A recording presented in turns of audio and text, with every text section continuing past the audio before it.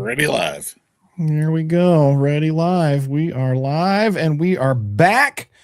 A day late and a dollar short. That's okay. So welcome. This week, man, things are getting deep. So we knew Maul was broken, but we have never seen him like this. I almost feel bad for the guy. It's Maul Shadow Lord Episodes 7 and 8 this week on your Star Wars safe space. Please do stick around. It's going to get emotional. No, we're not.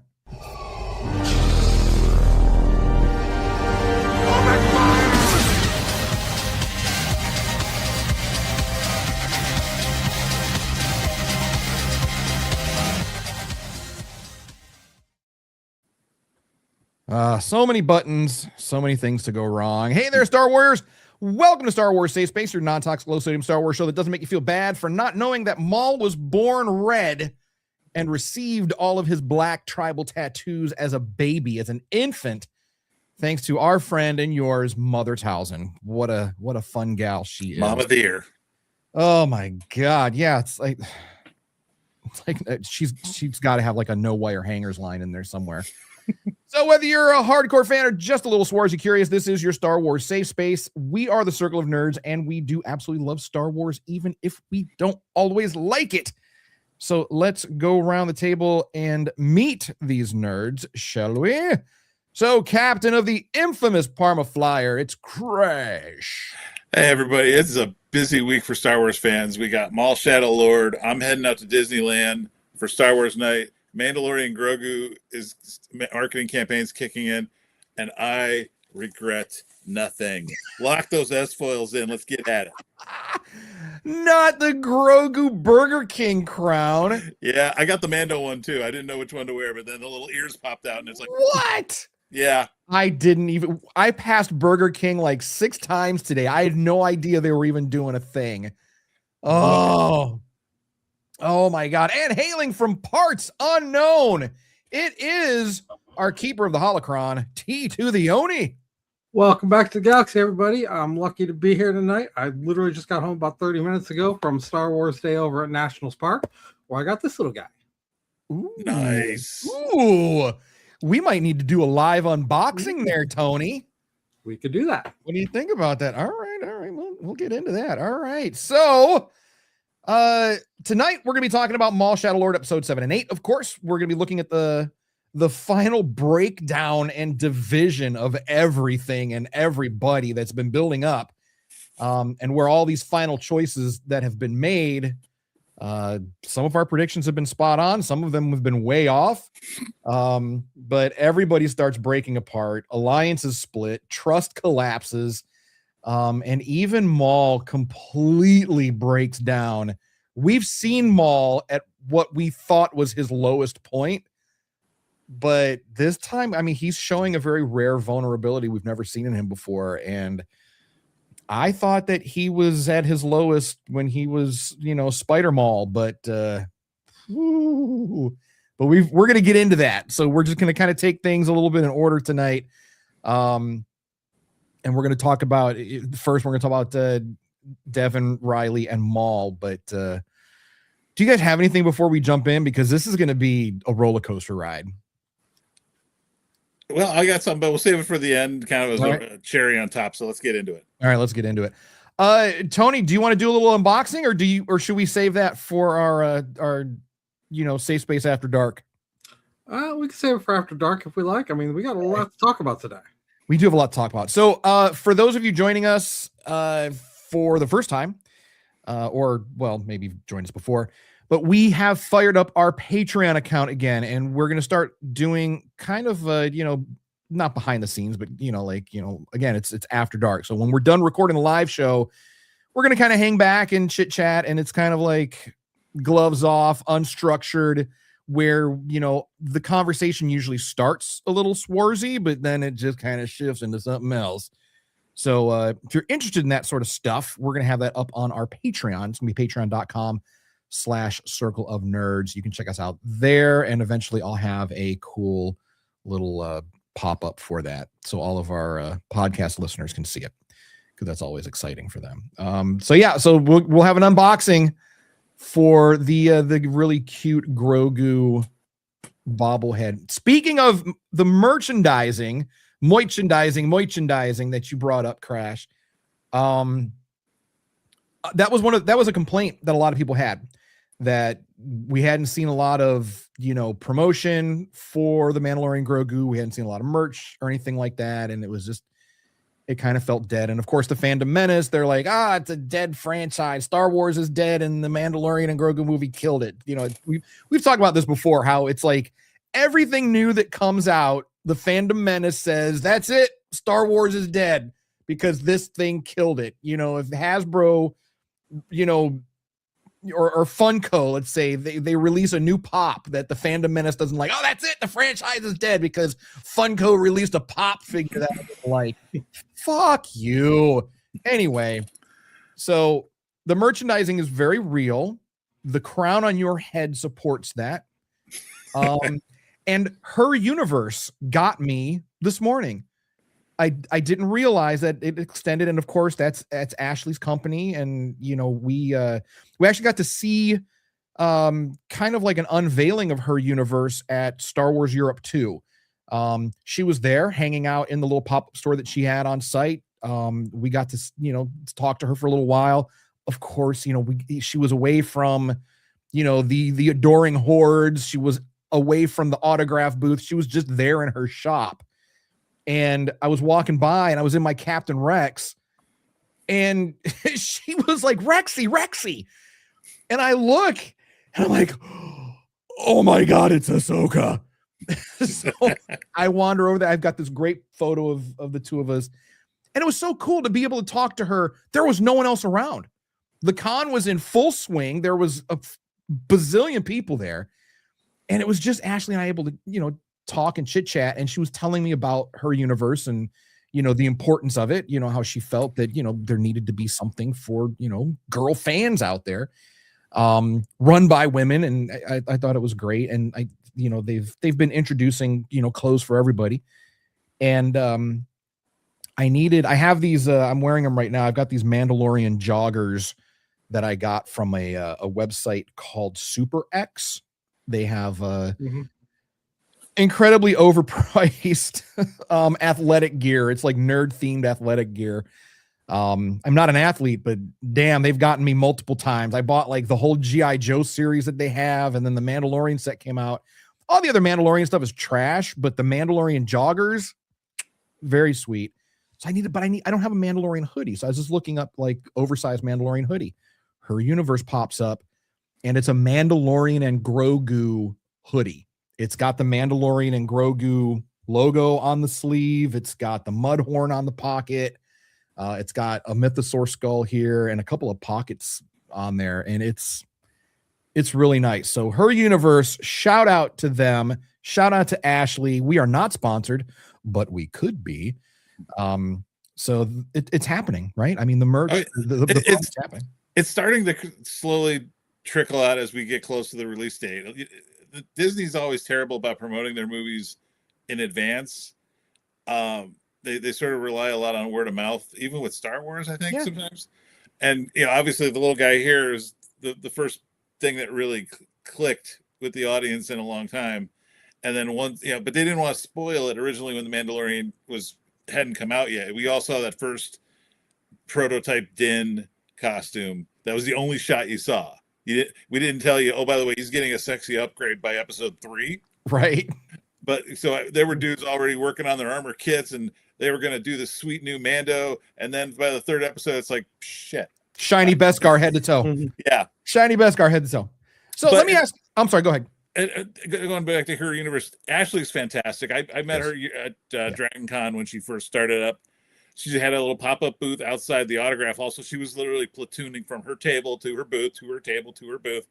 I've got, my sister Snips, who I talk a lot of, she lives and breathes Her Universe. I've got it's technically a women's shirt, but I wear it open like a Hawaiian shirt because with little Grogu's all over it. It's kind of cool. I'll have to wear that for Mando Grogu Day and show you guys.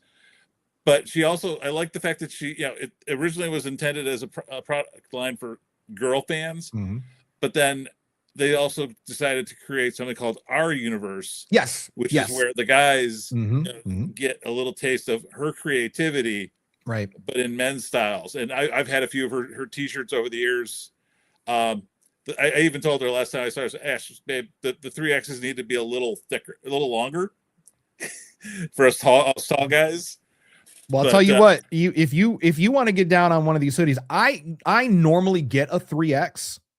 So on the website, I was looking at the size chart, and what was nice is that it said that the model that they were using for the hoodie, it says model is 6'2", wearing a large. I was like, oh, all right. I'm like 5'11" and a bit chubby, so maybe I don't need the 3X. So I ended up getting the 2X. So maybe we'll but yeah, it's great. Anything Ashley does, we're going to support it. And hopefully, fingers crossed, because she gave us her contact info. And maybe when we do Rebels, once we get to Rebels, we might get Ashley on the show. So because she likes the positive stuff that we're doing. It's not just we're not just another podcast. We're specifically here to be that safe space. Give us enough time to get our ball rolling. And by the time we get, like you said, by the time we get to Rebels, maybe we can start having some conversations with people from the shows. Yeah. Because we've still got two and a half seasons of the Bad Batch to get through. Thanks a lot, Darth Maul. Well, Shadowlord Maul, for screwing up our Bad Batch watch. That's all right. We'll dive back into it. Maul's been fun. So anyway, back to Maul, right? Actually, no, that's what I wanted to ask you guys. Crash, you had said, Disney kind of, relies on word of mouth and, in terms of like trying to get the promos out there. Do they really need to do any advertising? I mean, to be totally honest, I mean, like, all they really have to do is say, hey, Mandalorian Grogu, May 22nd, done. Calendar's marked, ready to go.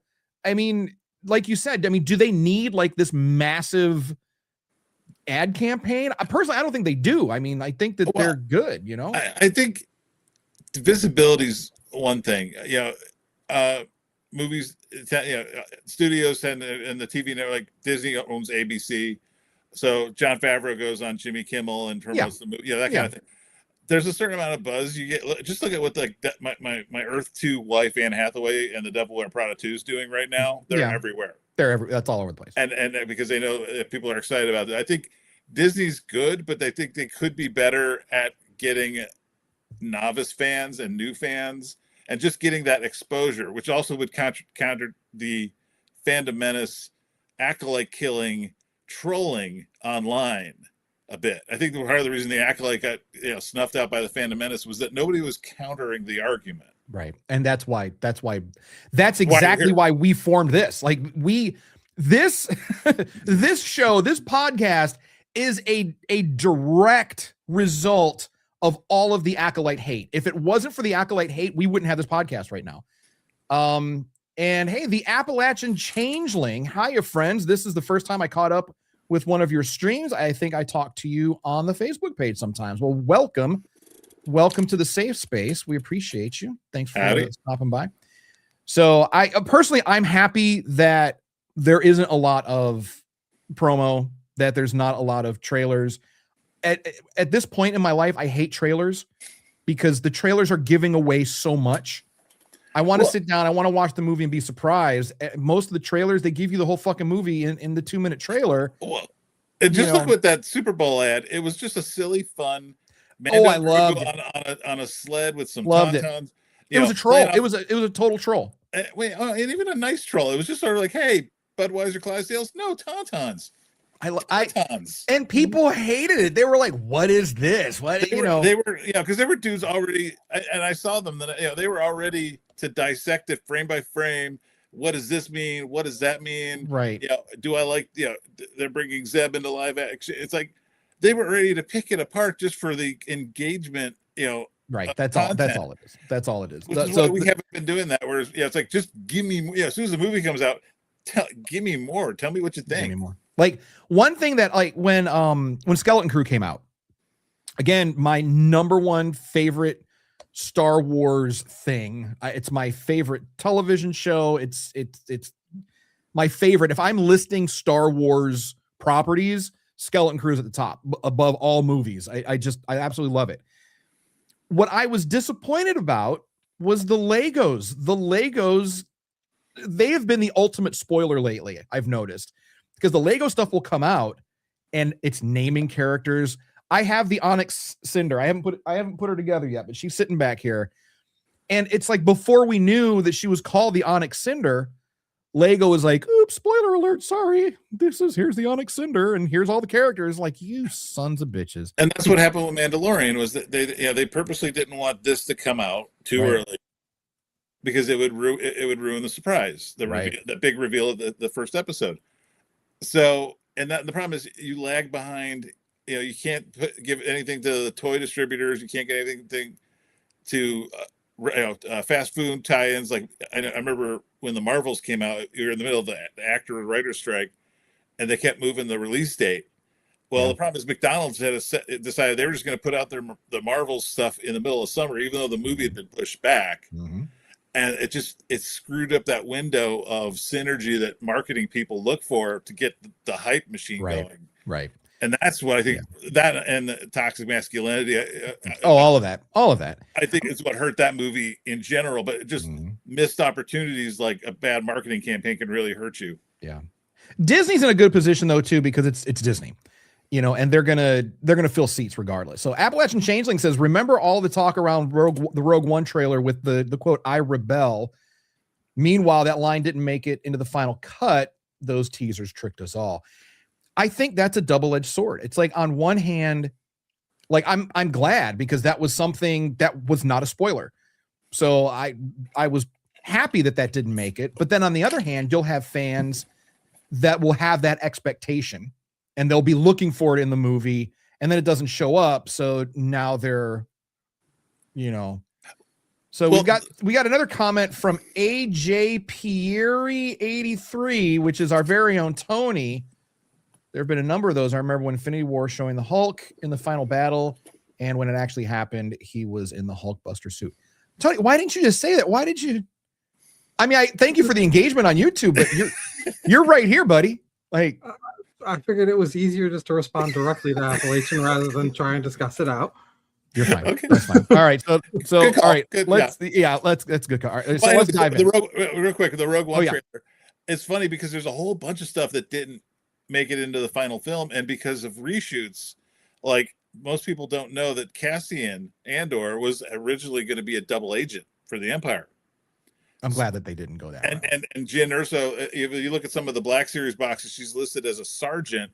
Like she was the part of the rebellion, right? And the Cassian was like there to undermine something in the rewriting and editing process. Somebody would, that's why I always say people hate hearing the word reshoots. Reshoots means people are putting thought into what they're doing, right? So and that's a good thing. And when they put out a teaser trailer 6 months ahead of time, things may change because something didn't line up right, or they're working out the process, and it gets on the cutting room floor for a reason. 100%. All right, so let's dive in. We're talking about Division and how the Division has broken the loyalty, and we're looking at, Devon, Riley, and Maul. Maul brings them back to his hideout. Of course, he's like, yeah, you can leave whenever you want, until they try to leave, and then they can't leave. So everyone's trying to get off Janix, but Devon refuses and tries to leave with Riley instead. Which is a great moment, because this is the first time that Devon openly makes the choice to reject Maul, while standing right in front of him. She's not running away from him, but she's choosing against him. But then we see her fighting alongside of him against the stormtroopers. But at that point, she made that choice. But she's fighting with the bad guys against worse guys. And it was very much to save Riley, I think, in that moment. I don't think that she was siding with him at all. It was just, this is our best bet for survival, is to, again, the enemy of my enemy sometimes ain't your friend, but it's the only way that you're going to get out of that situation. So what are your thoughts on that? So at that point, we're seeing a lot of divisions, and we're going to get to the Mandalorian side of things because yikes, yikes. So we're seeing that everyone's kind of they're kind of in open rebellion against Maul. We got the Mandalorians who are like, we're done. We're taking our credits and we're out. Gigantic crates of credits. Anyway, we're gonna get to that. So Maul isn't losing because the Empire shows up. I think Maul is starting to lose because the people that are around him, they're rats leaving a sinking ship at this point. And once that happens, everything else kind of starts to fall apart there. So I don't know. What are your thoughts on this? Where's Devon's head in all of this? What are you guys thinking that she's what's her thought process here? Is it just I just need to protect this Riley kid, or is she still conflicted? New caller, Tony, you're on. So, I mean, for me, you mentioned, the anime or my anime, and that's very much what this is. It's we're not exactly friends, but I have a much better chance of surviving with you than I do going it alone against these guys. Mm-hmm. Right now, I mean, she's definitely made a conscious choice to not follow him. Yeah, but it doesn't mean that she's like, if it comes down to him versus the Empire, she will pick him. Yeah, but right now, that's not the choice she has to make.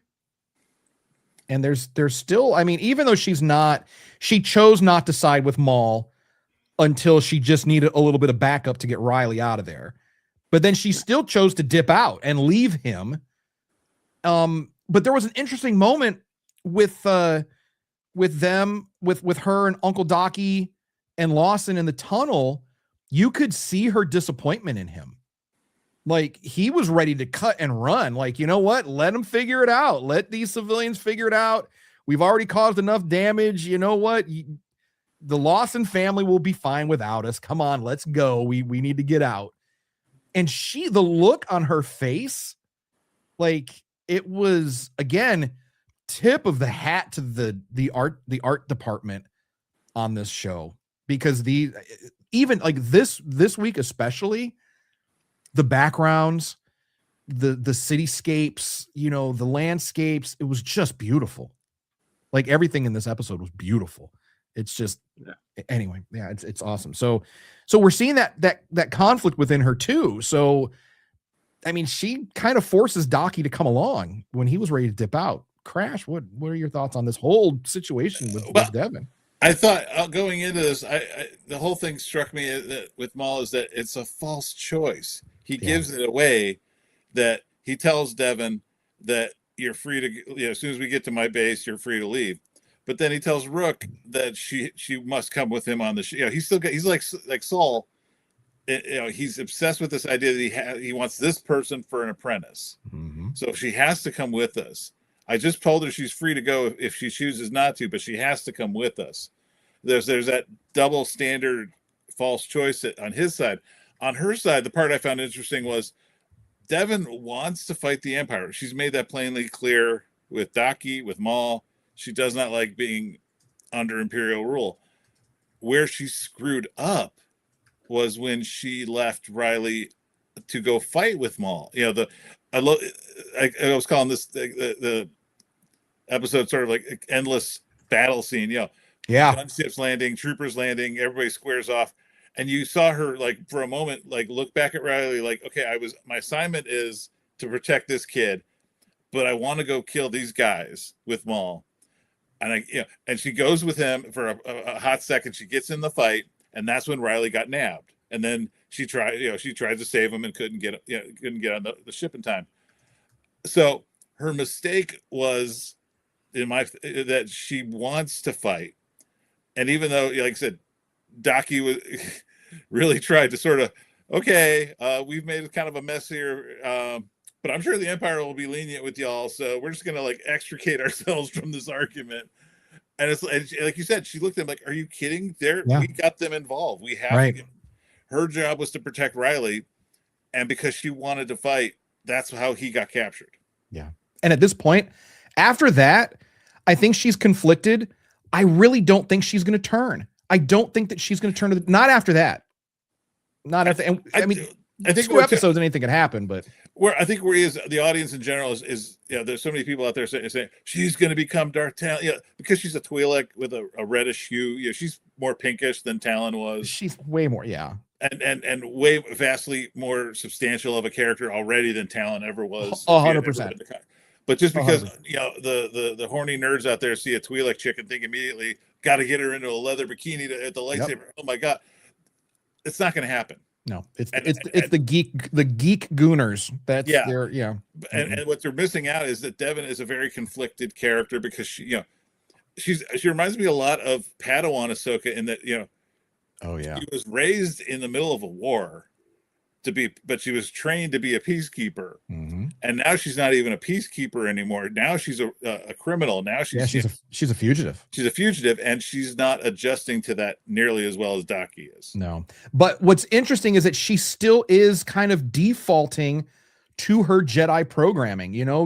Do what's right to save innocent lives. Yoda had taught us. Use your abilities for defense, never for attack.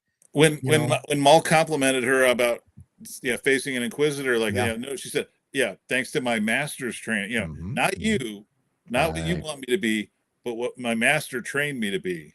Yeah, I don't think she's gonna fold. I really don't. I Tony, what do you think? Do you think she's at any risk at this point of turning to the dark side at all?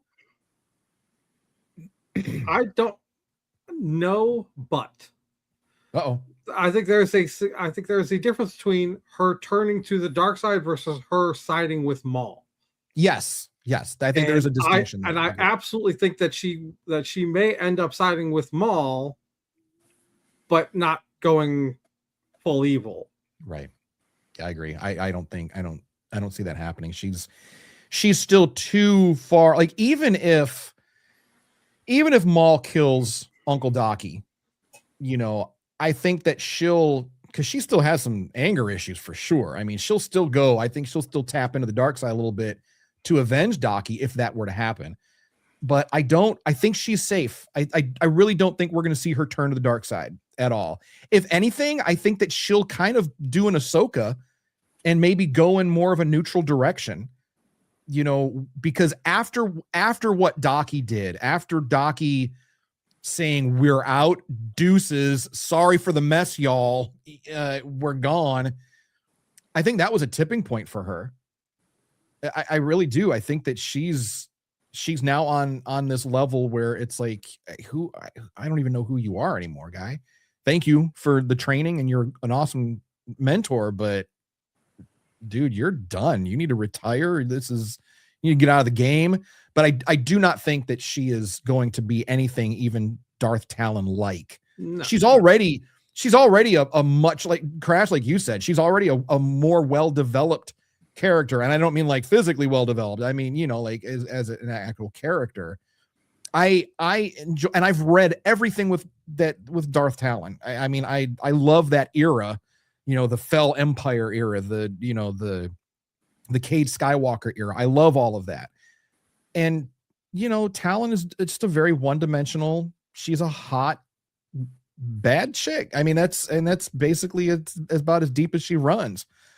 But Devon here is just, I love her as a character. She's almost, and I think, I mean, I don't know, maybe they're doing this on purpose. I hope so, but she's really kind of like the flip side to Maul, where Maul has a lot of conflict in him, but he's on his dark side path and he has no interest in getting off of that path. But we do see, more of his trauma, and we are going to talk about that. But the Mandalorians. Oh, the Mandalorians. I knew this was going to hurt you. Oh, the Mandalorian. So we did see, was it Barrick? Was he the guy that was carrying the crates? I don't know. I know he was the guy that took his helmet off.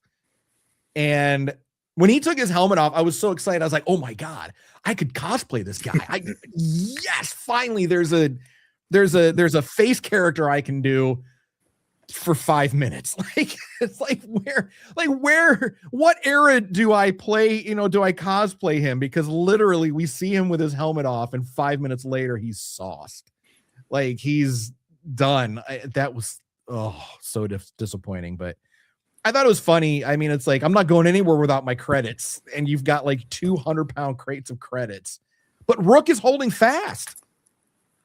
Rook is holding fast with Maul. I mean, she waited for him to show up. That was impressive. And even with the other Zabrix, when the one got killed and his brother, which is again a very similar parallel to what Maul and Savage went through. There's a line I was using in our preview. There's a price for their loyalty, and that cost is rising. Yeah, I mean, and that applies to a lot of things. That's the Mandalorians to Maul, the mercenaries, I guess we can call them now. The Zabrix side of the Shadow Collective. Is this the part where Freddie Prinze Jr. famously said on another podcast that Maul is Sisyphus, that Greek mythology character that pushing that rock up all for it to always. Is this the part where the rock goes back down to the bottom? Is this little Shadow Collective starting to fracture from within? So he has to keep bringing in new players like the Pikes, Crimson Dawn, possibly. We got a little tease of that at the end of these two episodes. We did.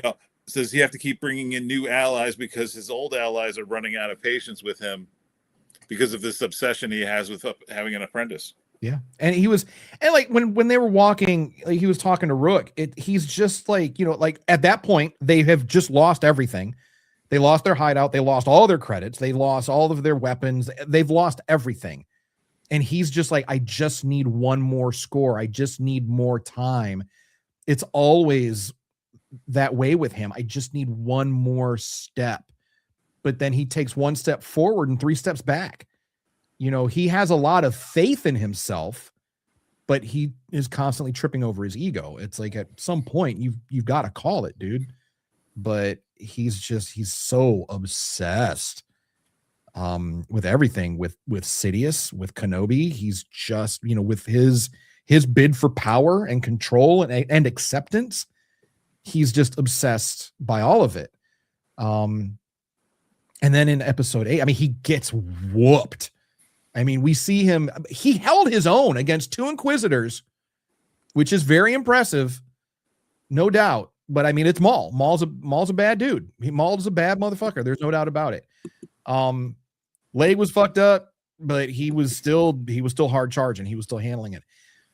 He brought the ceiling of that cave down on them, right?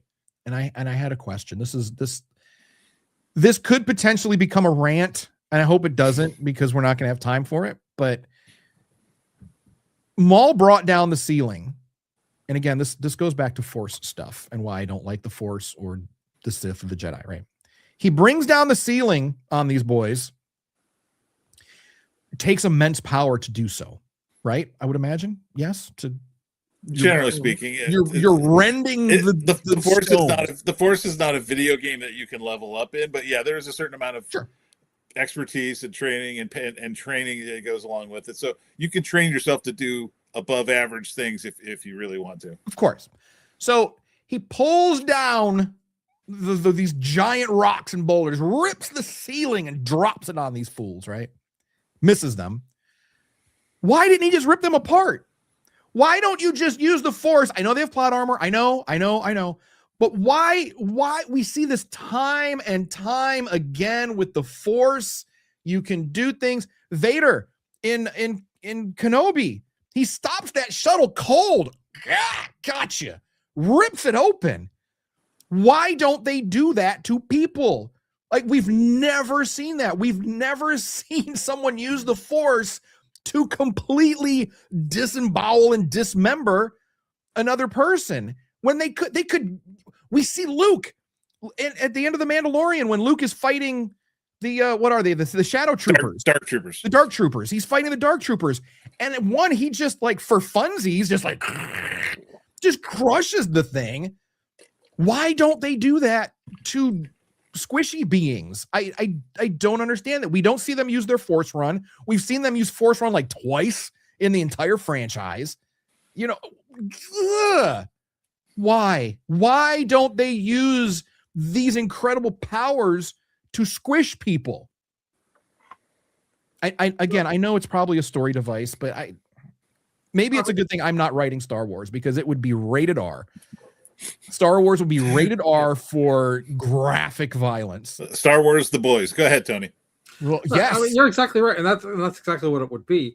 I could suppose I could, access the holocron and see if there's any canon reasons for it.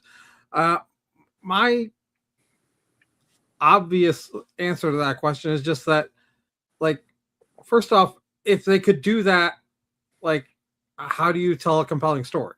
Like, I get it. Like, from a story side of things, yes, I totally get that, because now if he would have, like, obviously we know that all the Sith and the Jedi too, presumably, can force choke, force pull, force push. We know that they can do all these things. So if I can force choke you, why don't I just like force implode you? I can just force like garbage mash you, like trash compact you. So I understand, you are absolutely right. That would just mean, you do that, you do force trash compact and then roll credits, because now we're done. But I'm sure that there's a rating thing. You got to try to keep it PG-13, even though we have decapitations all the fucking time. Decapitations are cool, but turning someone's head into jello is not cool, I guess. So I guess it's a gore factor. I mean, although we in the first one, I mean, dude got his arm chopped off and there's blood and gore there. But you didn't see it. You saw the arm laying on after the fact. You didn't see it getting lopped off.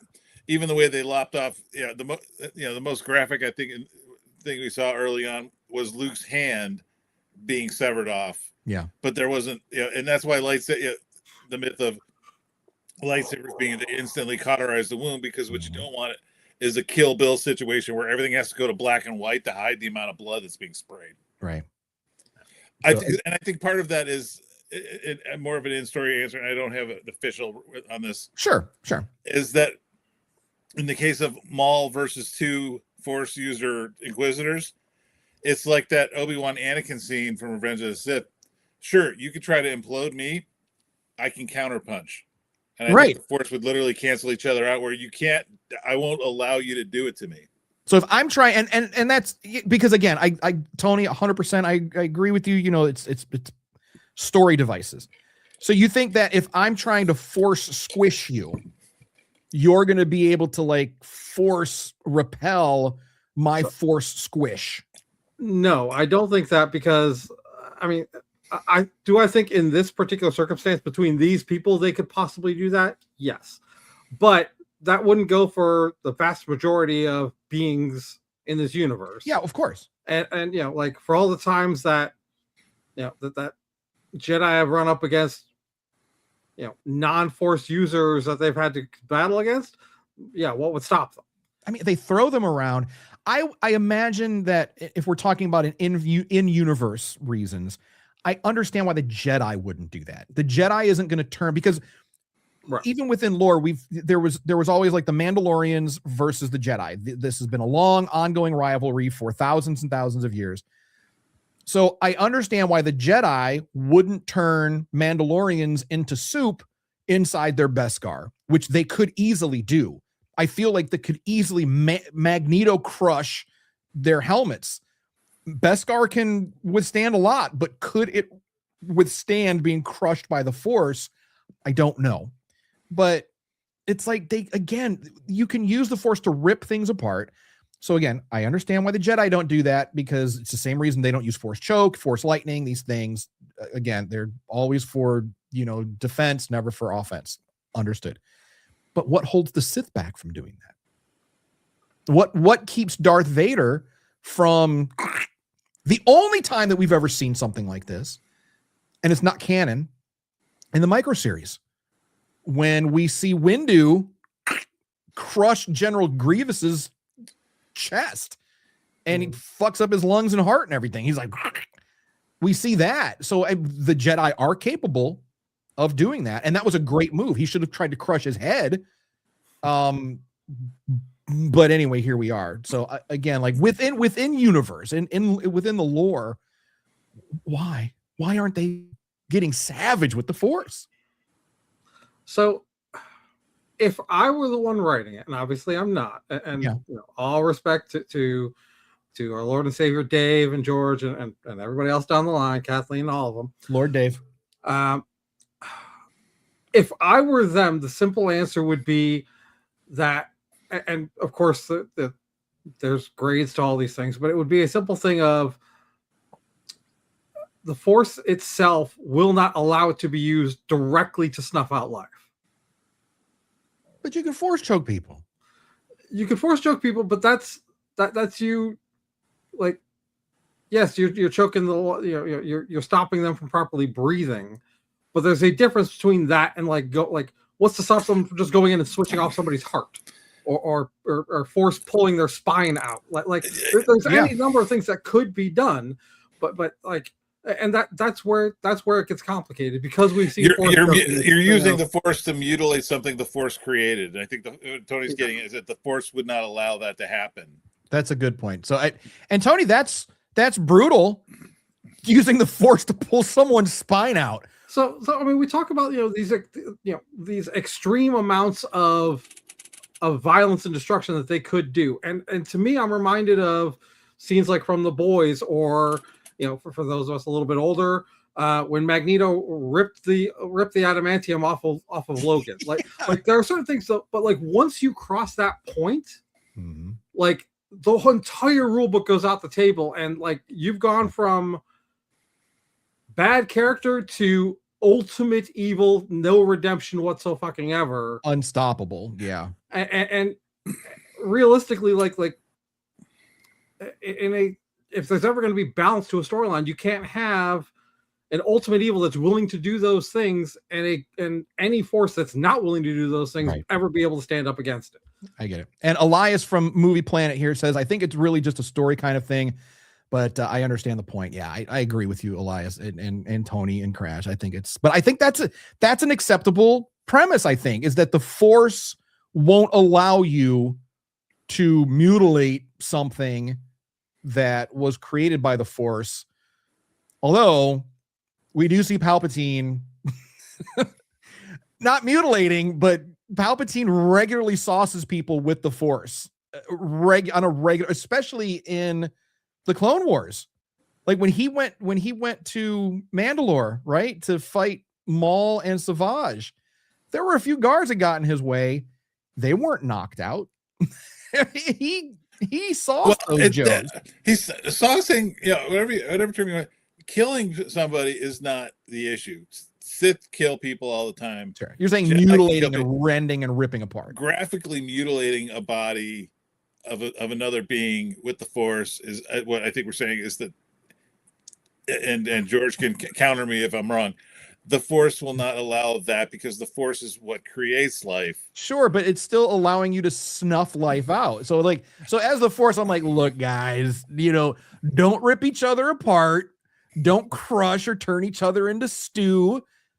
But you can go ahead and zap the shit out of each other and, throw them into walls and crush them and cause them internal bleeding. And to be honest, I don't watch The Boys in general, but it's The also Boys is awful. It's brutal. I've seen clips, but I haven't made a point to actively watch the show.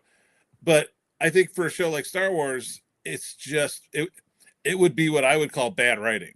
If you were to go, I agree. And yes, whether in universe or in the writers' room, my answer would be that's not what Star Wars is about. We're not about graphic mutilation.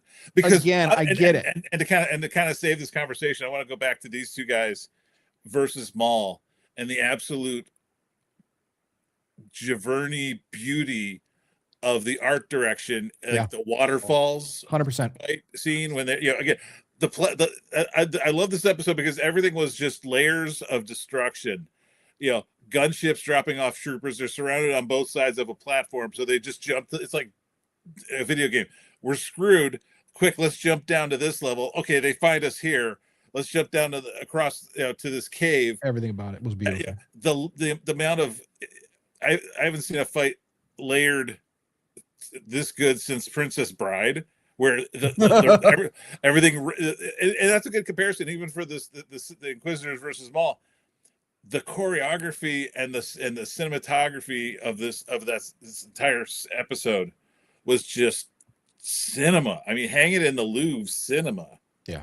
And this is anime. When people say, it's just Star Wars animation is not the same. You couldn't do this in live action. No. How many comic book movies, action movies? Everything. I was having this conversation today with a friend at Free Comic Book Day at Carol and John's, and we were talking about Supergirl coming out, and I said, I'm just happy to see movies that aren't dark for the sake of production. Like, they don't. Comic books are colorful, vibrant, exciting pieces of art. So whenever they get translated into a movie or a TV show, live action, the first thing everybody does is they put them in black leather suits, dark lighting, so you can't see shit. Right. Like remember the Battle of Winterfell in Game of Thrones? You couldn't see a damn thing. You got to turn the brightness up on your TV so that because everything's got to be dark. Yeah. No, and I get it. And so for black leather on black leather on black leather, red blade, that fight was beautiful. Yeah. Yeah, and this is, again, we cannot overstate the brilliance of the art team on this. And like there was a scene, and it wasn't even like a pivotal scene or a fight scene. It was just when Docky and the gang were walking. I think they were escaping the police station, and they were walking like down an alley, and just that shot, it's just such a filler shot. It was so beautiful. The details that were put in that are going to be on screen for like a millisecond. But at one point, that particular scene, it almost looked like a live action scene to me. But the way that it was framed, the way that it was shot, everything about it. So yeah, all right, let's get back on track. Talking about but in closing, well, maybe we'll talk about this on TikTok or after the show. But again, I want to know an actual in-universe reason why these motherfuckers aren't ripping each other apart or turning each other to jelly. I'm sorry, I jumped slides on you. I didn't know it was going to automatically. Can we just talk about the reflection scene with Maul looking at I call it the Spider-Man moment. That's. Oh, we're getting to that right now. I sidetracked because of the rant, but no, that's queued up. That's no, yeah. Okay. I just.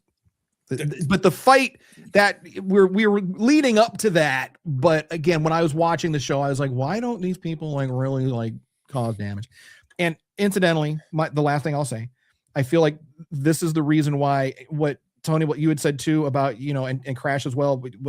We can't have like this super powered boys level Homelander level character that can do all of this because then you have to balance it out with some other giant omnipotent type of character, which is what has me I'm nervous about the Doom movie coming out. I love Dr. Doom. He's one of my favorite villains, not villains. He's one of my favorite misunderstood characters.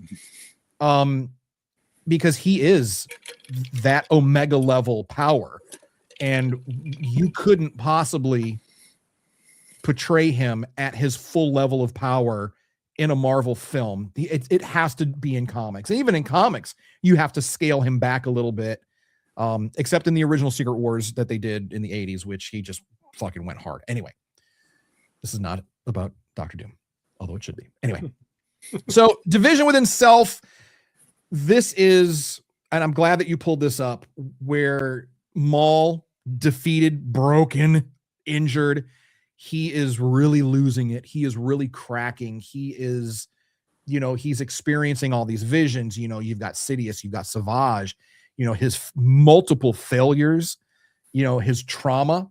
And it's like what's interesting is he's not just remembering, he's confronting these things. That one moment where he sees his reflection, it's like, I hate you. And he splashes, the water. He's like, I hate you. And he's full of, as arrogant as he is, he's full of so much self-loathing. There's the apprentice, the brother, the survivor, there's all of this internal division. And, now he's fighting himself, and he's was such a beautiful scene. Thoughts, please, because I don't even know where to begin with this one, because it was. Well, I'll carry on where I was starting. Yeah. I was watching this, and I can think of it as that classic issue of Spider-Man where he's buried in rubble and looking into the water, and you see like half of his mask ripped off, so you see like half Peter Parker, half Spider-Man, and he's got to kind of like convince himself. This was a very great look into Maul's psyche. Oh yeah. Where he's grown up constantly, I would assume mentally abused as well as physically. Yeah, we talked about it on one of our previous episodes about I wanted to see what his training with Sidious was like. It was not a loving mentorship. It was more of a constant humiliation / punishment, and we got a glimpse of that in those videos. Yeah. On top of young Savage trying to tell his brother not to go with this guy, and we understood from Clone Wars that this was a prearranged deal between Mother Talzin and Sidious. Right. So Maul didn't have a choice, really. Maul didn't really have a choice, and this really brought back a lot of the brother side of the Maul Savage. Because when Savage finds Maul, when he's in his spider mode, he's not in a good place in his head, and this episode really got me thinking: is he really any better? He might have his legs back, but is he all right up here? Oh no. I think he's able to cope with things better, and I think it's his focus, it's his laser focus, his obsessive focus that's able to keep these reflections at bay. I think these things, these desires, these obsessions that he has, I think those are what holds these ghosts back, that keeps him from re-experiencing his trauma, but now everything is falling apart. He there's no hope for him to win at this point, seemingly. We know that eventually, thanks to Solo, we know that he does end up, with some sort of his own personal empire. But at this point, for him in this moment, his hope is gone. We see him crying. I never thought in a million years we would ever see a tear from Maul's eyes. Or that we would feel empathy for him. And I think this speaks to any child of trauma, any adult who grew up with any kind of abusive family or childhood trauma of their own. How relatable is this scene? In these moments where you're broken, you're at your complete lowest. And again, like you said, when we saw Spider Maul, we thought that was his lowest point. But apparently my boy got lower. And it wasn't because of Kenobi this time. So you can't blame Obi-Wan for your shit anymore. This was Imperial crushing and more trauma at this point. So his hubris got him here as well. So I'm going to disagree. I don't think this is worse than Kenobi and Spider-Man, because the reaction is different. So Spider-Man and all that, he's literally fueled straight on rage. That's all he has. Right. Just absolute blind rage. It's the only thing keeping him alive. Here, there is a level of determination that is doing the job instead. It's not rage anymore. It's focus. It's determination. There's a line that he says, and presumably he's talking to his younger self in this reflection here, where he says, "I won't let them do this to anyone ever again." Yeah. And it gives a motivation beyond just the flat out rage that of the Spider-Man and all that. That I think it's not as low as that point with Kenobi, and I think he's more dangerous now than he was then, because he has that focus of, listen, I've just been beaten badly. I'm barely able to walk with these, glitching out legs, but it doesn't matter. I'm not giving up on this, because it's not just about me. And whether or not he's referring to, I don't want them doing this to my other brothers and sisters back on Zabrak or whatever. He's just, this will he has a mission. It is not just revenge. That's a good thing. Because he could just go to Coruscant and try to take a shot at Sidious himself again if he really wanted to. He could. He's trying to build something that can take on not just Sidious, but his empire too. The empire as well. Yeah, that's a good take too. That's so let me ask you guys this. So did this feel like Maul falling apart, or is he finally becoming something new? I think it's a little of both, to be honest. I think him failing in battle like this, it's an obvious weakness. Right. But the fact that he didn't go completely mad like he did after Kenobi beat him, the fact that he's still determined to do the task, he's still committed to his plan, tells me that he is much further. Clearly, anybody that's gone through the amount of trauma that he has is not all the way healthy. Sure. But he's in a far better place now than he was then. And the that more that they do to him, the more he's going to be that focused. And the stronger he gets, and like you said, the more dangerous he gets, because we're talking about people that survive trauma. We're talking, the whole theme this week is division. Surviving this division or being divided in this way isn't a weakness necessarily, because when you come out of the other side, you're stronger. The ones who are able to actually survive and adapt, I mean, what do they turn into? What kind of a hard charger do they turn into on the other side of that? So that's a good take. So you're thinking he's more dangerous now than he's ever been. Yeah. At this point. Well, and look what happens at the end. He survives this. He gets. I genuinely love the fact that the one that was the most heartbroken about his absence was Spybot. Spybot, we love Spybot. The mercs that are ready to run. The other Zabrak, lost his brother in the fight. And notice that Rook went to console him. She did, and she's trying to keep their squad together. I was wondering how much of this was like a mixed marriage, shall we say, where like Rook brought the Mandalorians and Maul brought his Zabrak brothers, but they never really clicked as a group. I wonder how much of this, we've lost the Zabrak in the fight, but now the fact that Rook was sort of there to console him emotionally after the battle, and then Maul shows up. I was looking at that. It's like, okay, we're getting the band back together, right? And now we're going to bring in Crimson Dawn.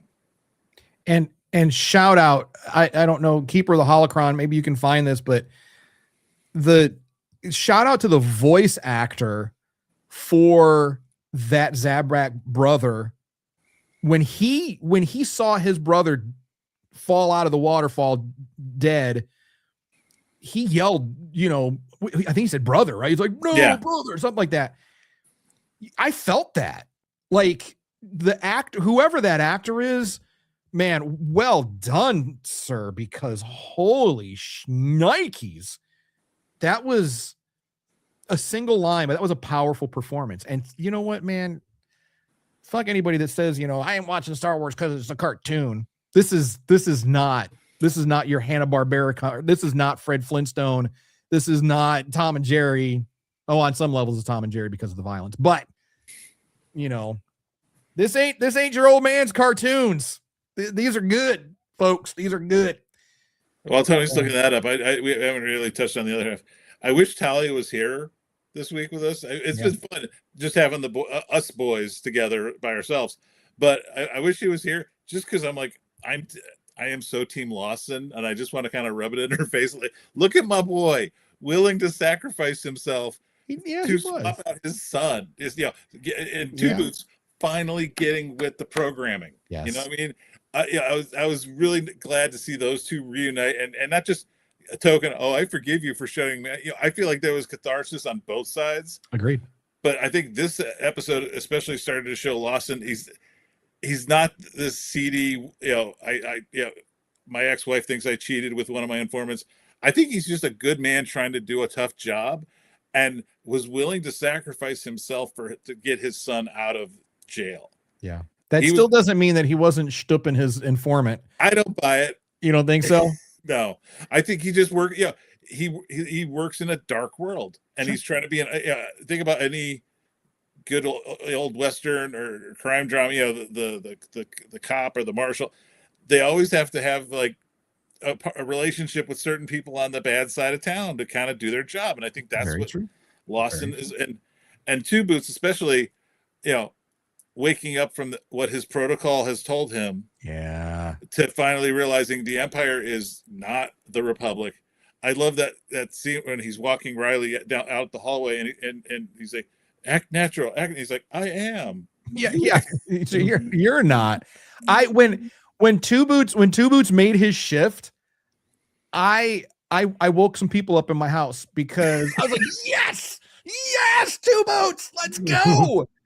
And I was rebuked for that. I need the Devon Grand Theft Auto track, because that whole car chase scene was so good.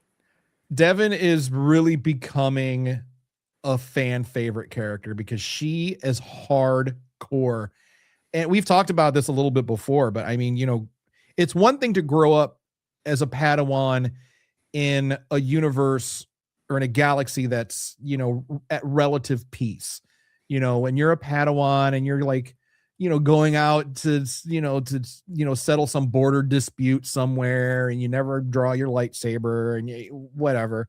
Okay, sure. But to be a Padawan during Order 66 and post Order 66 galaxy, that's a different level of training right there, man. That's rough. And she's rising to the occasion.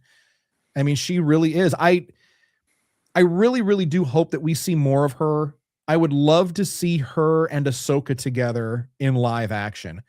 I would love to see what she becomes, but it's like, it's like that Game of Thrones mentality, because like we don't see her anymore in future projects. So, you know, you just assume, well, they all get sauced at some point, you know, like they don't make it, but we're finding out that obviously people do. Just because we don't see them in future projects it's a very big galaxy out there, or that we haven't seen them in past projects. The whole point, you know, we are obviously introducing characters in this show that we haven't seen in stuff set later in the timeline. Well, that's what I mean. When I say future project, I mean like future further on ahead in the timeline. Like we don't see Devon anywhere beyond this. Obviously, because she's a new character, but that you know doesn't mean she doesn't. That was the argument about Ahsoka. You know, at first was, you don't see her in Revenge of the Sith. Yeah, something's going to happen. Yeah, like just go along with the story. Let it be. Yeah, let the story unfold before you go, oh, she's going to get sauced. Maybe not. Maybe not. I mean, again, it's a big galaxy. She could be anywhere doing anything. So, predictions for next week, gents. What do you got? Tony, go ahead, Tony. What are your predictions for next week?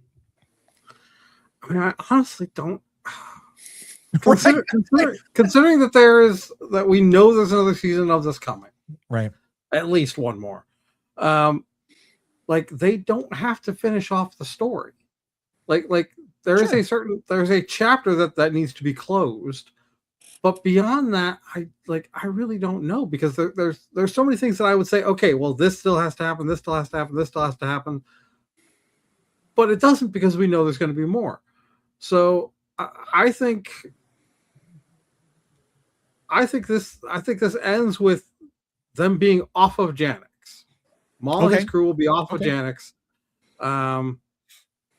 Daki and Devon will be off of, I mean, if Daki survives, and I don't know that he will. Yeah. But Devon will be off of Janix, whether with Maul or otherwise. The Lawsons, we will see. You mentioned about Lawson stepping up and things he's doing for his son. I particularly noticed the mother is nowhere to be seen yet. Like the mother knows. Well, now she's plugged in. Her husband is in some shit. Yeah. Her son is going to be dragged into that shit one way or the other, and she's still not there. Like, she may be en route, but also, I mean, what is she willing to risk? You know, she's plugged into the Empire. She knows, for better or for worse, she knows what's going on. But that's her baby. You know, that's her kiddo. So she might be en route. mhm. So I don't know. Crash. So I mean, I expect to see I'm sorry. that, but no, that was just wrapping up. Yeah, I expect to see her. But yeah, beyond that, I don't really have a lot of expectation. Yeah, that's fair. Crash. I tend to agree. I think, and we know we're getting a second season, so again, it's not it wraps up the story, but maybe we get a cliffhanger of sorts. Yeah. I tend to think we're going to have to see another team up. I think Maul and his crew, to get where they need to be. Oh, maybe they need to use the Lawsons and Daki and Devon as a diversion. You know, he even said he wanted, an apprentice. He wanted a weapon to use as a distraction. Yeah, I have a feeling we might see another attempt at a mutual enemy team up. Okay. I could see that. And can we talk about just real quick, because we didn't mention this. Saul at the end, like she forcibly betrayed them, but then she didn't. She, gave him a little code word to let Lawson know that it's a trap. It's a trap. But can we talk about how incredibly badass she took everybody out? And that shot where it's just like pew, pew, pew, pew. She took out all those stormtroopers and then blew up the ship, seemingly killing herself too. Maybe. I hopefully she's hardcore. Like, she used to be a bounty hunter. We know, right? I mean, that's the lore on her so far. Yeah, I have a theory on her, and I think this is going to tie into the team up factor. Okay. I think it hasn't been vocalized, but I think she's in league with Dryden. Really? And that's how this team is going to get back together again, is through her, because she's going to be told, hey, like, Dryden wants a meeting with Maul, and that's going to be the, okay, I will get that set up for you, Dryden. I will get Maul off the planet, but you're also taking the Lawson family with you because I owe them. Yeah, right. The price for her helping him is that he has to get them off world safe. Yeah. All right. Oh, I could see that. I just want to see more of her, because after that, I mean, we already knew that she was kind of a badass and that she could fight, but after this, that was next level. That was like Matrix level. That was like Trinity level type, like taking people out. I mean, that was so cool. I had to rewind it and watch it again because it was just, and anyway, so there are so many good characters in this show. It's not topping. It has not topped Skeleton Crew, but damn. Damn. We posted a thing on, I reposted a thing on our Facebook page. It was the old fire horse analogy. And it was literally just, Clone Wars, Rebels, and now Shadowlord. People are noticing that, like, the Star Wars animation is just kicking it. God, it's so good. Out of the park. It's so good. And that's been the beauty of, like, in this Disney Plus era, that they have the freedom. You couldn't do what they're doing in a live action movie. I don't think they could have pulled, not just with the watercolor art design and the way everything's so beautiful. Again, it would look like the first X-Men movies. Everything's dark, everybody's in black. So to have and with of such a vibrant, not just color, but a vibrant story. We're talking about loyalties and who's Maul. You couldn't fit Maul having an entire episode of him reliving his past trauma in a 2-hour feature length movie. People would say, "Oh, it's slowed down. That's where I go to the restroom or go get popcorn or something." But on a Disney Plus show, you can do that because you have the time. And this is what I was talking about on our Patreon thing the other day. The Disney Plus shows with the proper budgets, can explore all these branches of Star Wars that a regular movie just can't afford the time. The Right. Mandalorian and Grogu is going to get a lot of heat for being called a condensed season 4 of That's The Mandalorian. I think the opposite's true.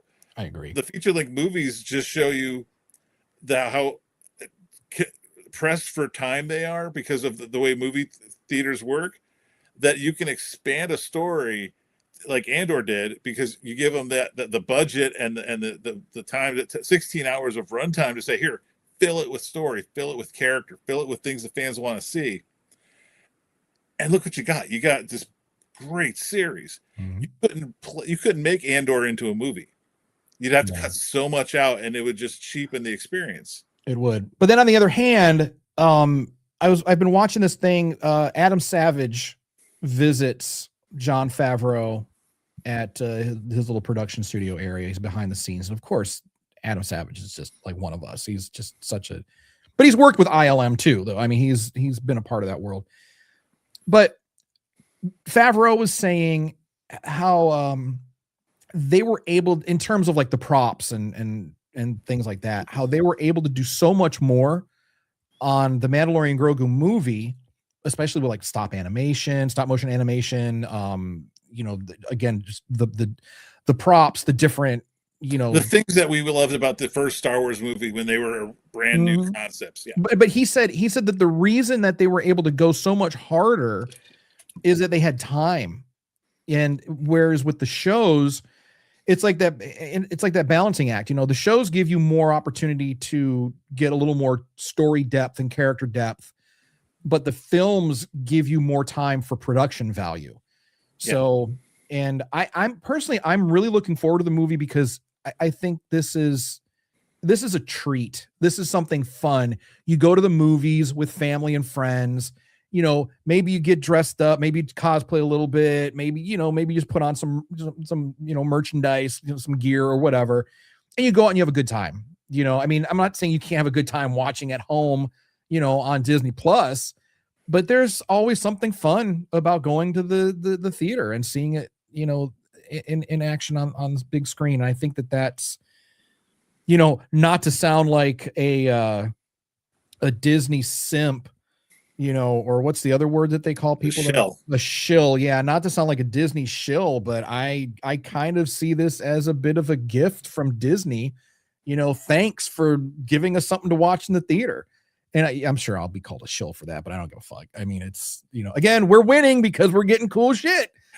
And the fandom menace has been awfully quiet about Maul, haven't they? They have. They've been awfully quiet. They're not even covering it, really. To your point about us winning, we just hit 600 followers on our Facebook page. Hey. And I just want to thank everybody that signed on recently. There you go.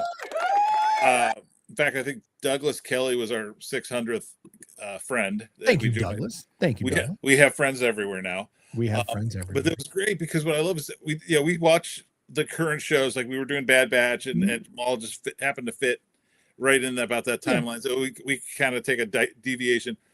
Can you pull up that thing I showed you before the show? I just put up a random thing from The Last Jedi, and it was like a thought about, it says, look, I've just realized that the Skywalker story begins with Leia sending a projection for help to Luke, and the story ends with Luke sending a projection to her, helping, and everybody, the narrative that The Last Jedi was such a bad movie, terrible, we hate is such crap, because if you look at the numbers we're getting, the likes, the loves, the cares, the positive side, the feels for this kind of thing, we're just through the roof. And it's because, like we've talked about before, every generation is tied to a specific Star Wars project. So when something new comes out and it doesn't meet their expectations, they're like, well, that's not my Star Wars, it's crap. But I love this take. That, yes, the original trilogy started with, a projection of Leia asking for help.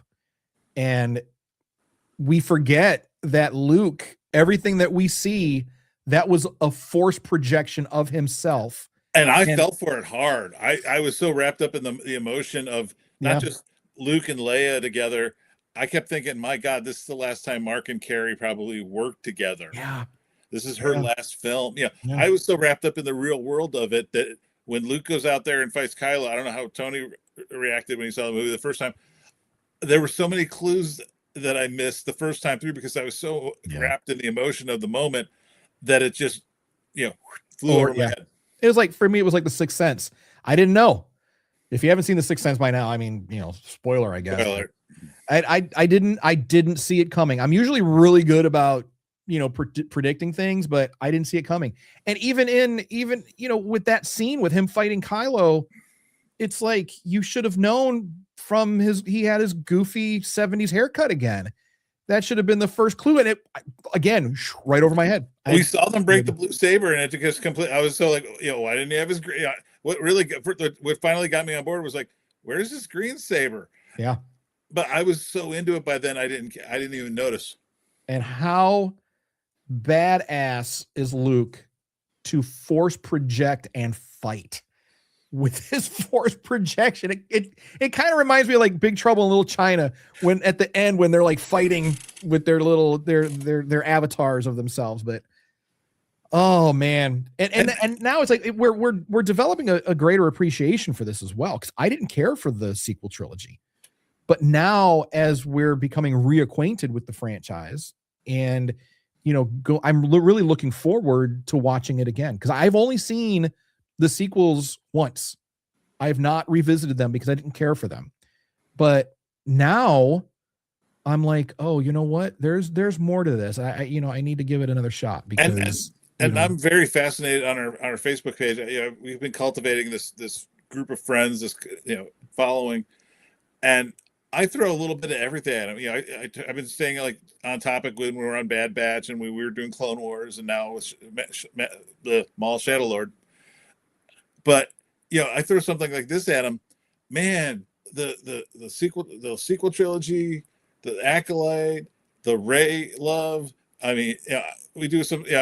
We cover all the different areas of Star Wars, and I mean, there's people that just are just happy to have a place where they can be a fan of Star Wars without having to justify it or I hate when people say, well, you have to, you should prove your argument. I'm not here to argue with you, you moron. No, I just, and like I've always hated the fact that, especially with female fans, a female fan has to like prove herself. It's like a woman comes up and says, I love Star Wars. Really? You love Star Wars? Well, what happened in scene 3 of episode 2 of the Clone Wars? If you're such a big fan, what was the name of the clone trooper that got eaten by the space slug? Who was that, if you're such a big fan? But then they do it to everybody. It's not just women get it the hardest, but people of color who claim to be fans, it's like they have to prove themselves. It's like, fuck out of here. If someone says I'm a fan because I think Baby Yoda is cute, they don't even use the word Grogu. But neither does Jon Favreau. Jon Favreau, as I've been watching this little series that he's been doing with Adam Savage, even he calls Grogu Baby Yoda constantly. He has to correct himself and say, oh yeah, people love Baby Yoda and Grogu, So if you are a fan only because you think Baby Yoda is cute, you're a fan. You don't need to explain anything else. You don't need to prove your level of fandom. That's what the Fandom Menace wants you to do.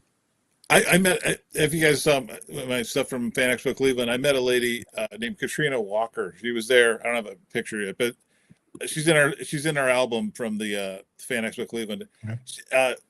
African American woman waiting for Hayden Christensen in full Leia buns, white robe, and I was like, ma'am, can I get a picture? I just loved, and this happened to me when I went to Motor City too.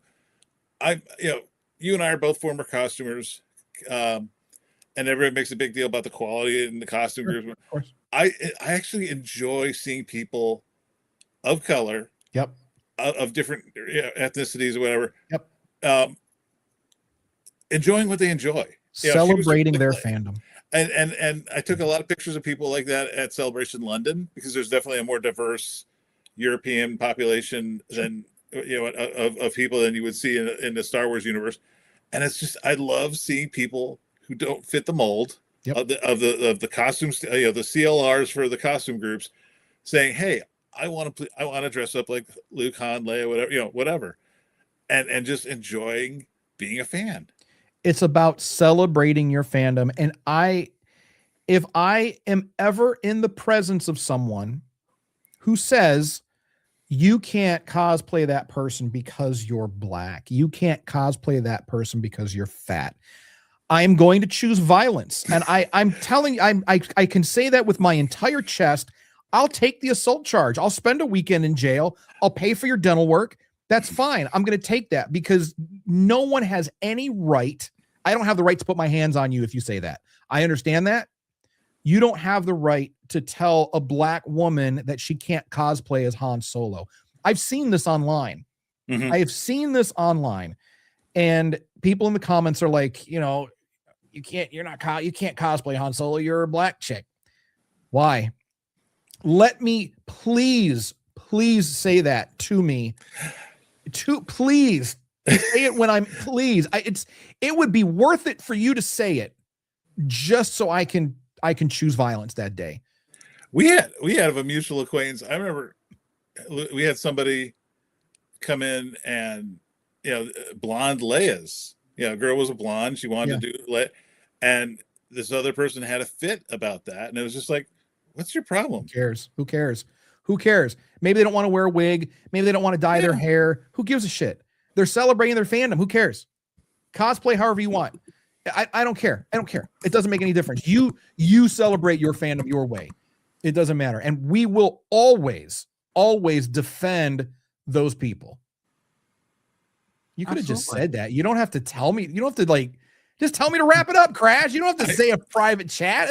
Yes, I'm rambling. Yes, I know. No, I got to go. There's something going on here I got to take care of. Oh, yikes. Okay, I'm sorry. Okay, so that's going to do it for us because we got to wrap it up. Crash got to go.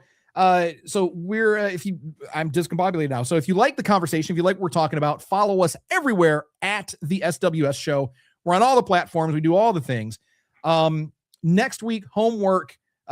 We might be getting to George Lucas is very famous for saying, Star Wars is very simple. He likes to write in 3 acts. Act 1, we get to know the characters. We build the world, the universe.